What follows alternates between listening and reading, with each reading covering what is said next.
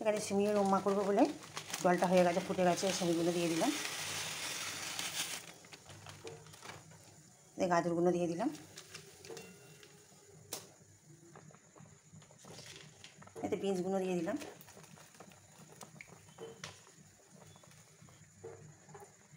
অল্প নুন দিলাম, একটু সাদা তেল দিলাম যাতে না জড়িয়ে যায়, সাদা তেলটা দিলাম,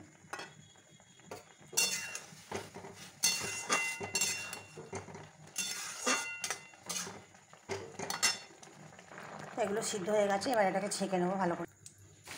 এখানে সাদা তেল দিয়েছি, অল্প করে বাদামগুলো ভেজে নেবো।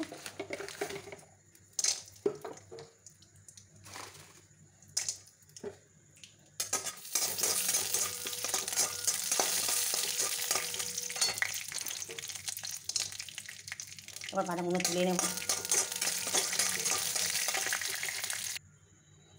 এই তেলেতেই পেঁয়াজ দিয়ে দেবো,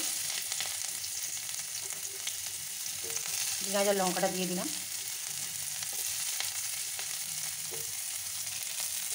অল্প নুন দিলাম,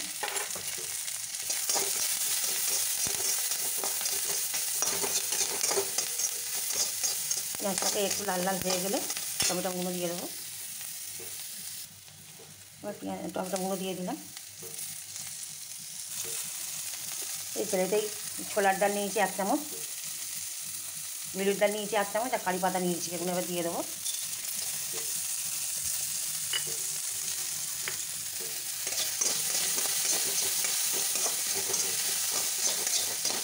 ভালো করে ভেজে নেবো। এখানে ম্যাগির মশলাটা খুলে রেখেছি, এটা দিয়ে দেবো।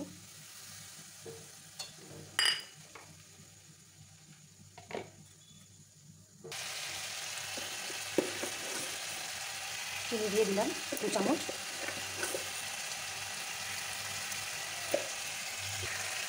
অল্প নুন দিলাম, কারণ সেদ্ধর সময় দিয়েছি, অল্প দিলাম।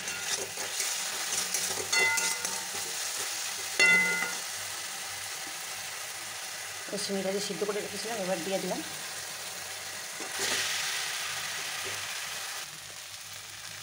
অল্প সয়া সস দিলাম,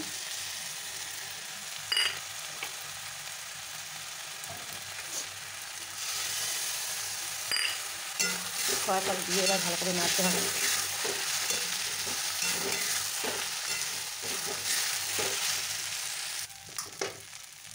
যে বাদামগুলো ভেজে রেখেছিলাম সেই বাদামগুলো এবার দিয়ে দিলাম।